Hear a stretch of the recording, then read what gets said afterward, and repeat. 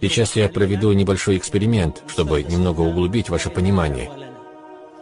Скажите «Ла иляха илля-Аллах». Скажите «Аллахумма салли ва саллим ва барик аля Мухаммад». Скажите «Астагфируллах аль-Азим». Каждый из вас сейчас получил по 30 вознаграждений, и Аллах приумножит их во столько раз, во сколько пожелает. А я сколько вознаграждений получил? Множество. Я приобрел десятки тысяч вознаграждений. Почему? Потому что я направил вас. А тот, кто направил на благое, подобен совершившему благое. Вот в таком положении пребывает призывающий. Благие деяния призывающего не перестают увеличиваться и увеличиваться.